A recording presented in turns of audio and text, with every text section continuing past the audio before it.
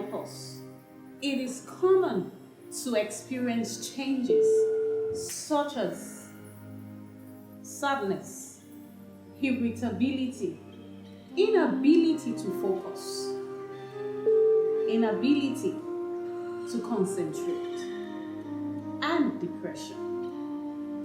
Join me today on HealthVibes with Mosunmola. My name is Atinuke and I'm your host for today. With me today is a special guest. Her name is Mosunmola. Thank you very much, Atinuke. It's a great pleasure being here.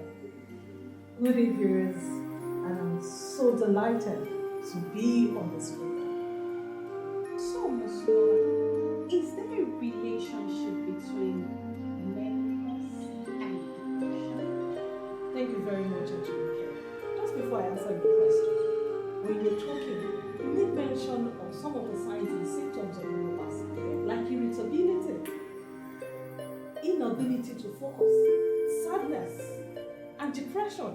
Can you remember that during the last episode, we made mention of cognitive state, Absolutely.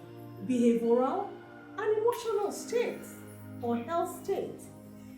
These refers to mental health, and all this together are signs and symptoms of menopause. This shows us or tells us that there is a relationship between menopause and mental health. Now I get you. Now let me answer your question. Your question says that what's the relationship between menopause and depression? Thank you very much. Now to our viewers. In the previous episodes, now we understand the difference between perimenopause and menopause. The stage of transition. You getting me? Yes. The stage of transition leads to menopause, and that is perimenopause. And what is responsible for this stage of transition is decline in estrogen level. While menopause is the state, the 12-month state where a lady does not see her period. And 12 months without period leads to menopause. And at this stage, there is no estrogen production at all. Yes. So I want you to follow critically. There is a relationship between mental health and estrogen production. What's the relationship? And you see, it has been discovered that this estrogen that is responsible for production, this estrogen responsible for menstrual cycle, is also the same hormone that is responsible for serotonin production. This serotonin is actually present in the brain, and it is responsible for wellness and happiness.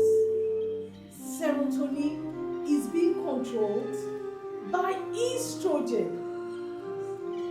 Serotonin is a chemical produced in the brain that is responsible for wellness and happiness.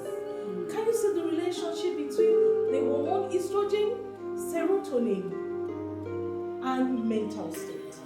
Yes, yes. When the level of estrogen is down, there is a reduction in serotonin production.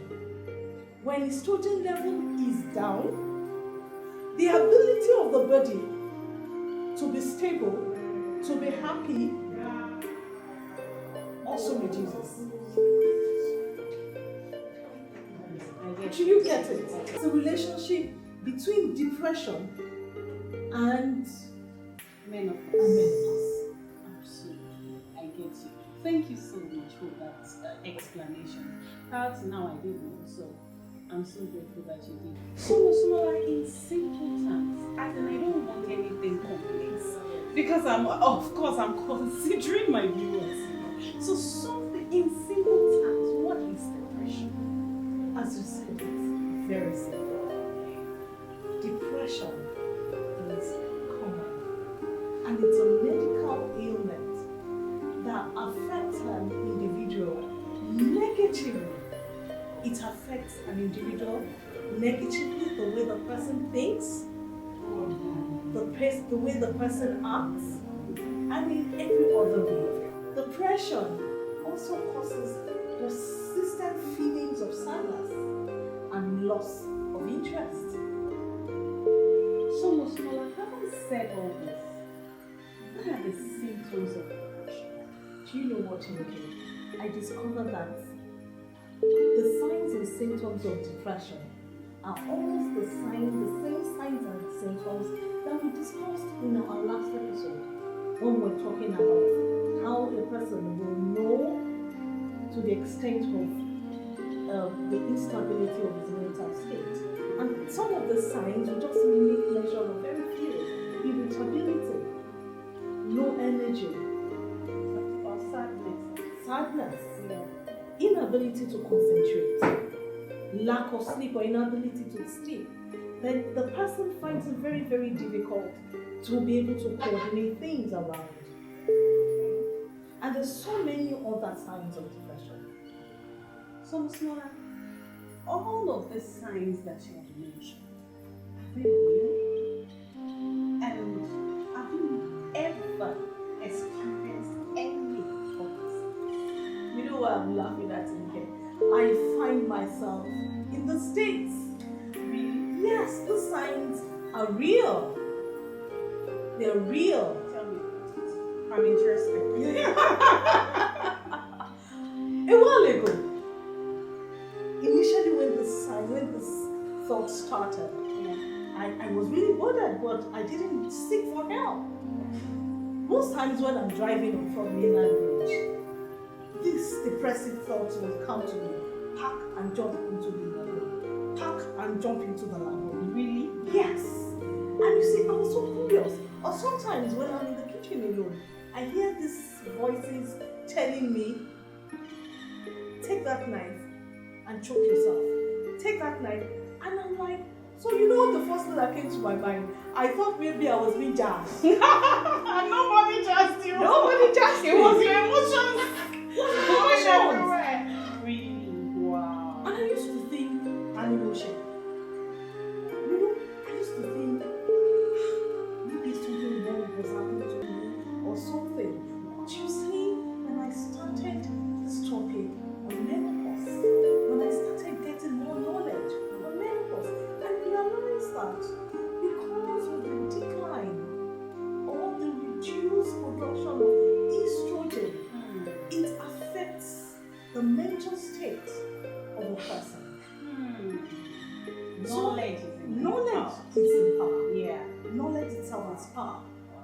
So my viewers out there, take out time to study yourself. Everything is not bewitched or somebody from the village is disturbing your life. Everything is not about village people. Everything is not about village people. I thank God that I was able to get knowledge. And right now, what do I do when these thoughts come to me? I do a lot of exercise. Wow. Early in the morning, 6 o'clock a.m., you see me jogging for 1 hour, 1.5 hours, and I'm talking to myself. So that helps you It helps me get your stability. Yes, it helps me get my Wow. stability. And most times when I hear this negative thought, what do I do with this negative thought? When it keep coming, especially when I'm in the kitchen, what do I do? I speak to myself. What do I say to myself? I affirm, I'm a Christian. I affirm myself with the word of God. I tell myself, I have a sound mind. My mind is sound. I have the Spirit of God on the inside of me. Greater is He that is in me than He that is in the world. And if you're out there, you don't know you're not a Christian, or you can speak good affirmative words to yourself. When those negative words come, speak the negative of those negative words. If you tell you you're about to die, kill yourself. Tell yourself, it's not yet my time to die. I will not die because it is your hormones that tend to be controlling you.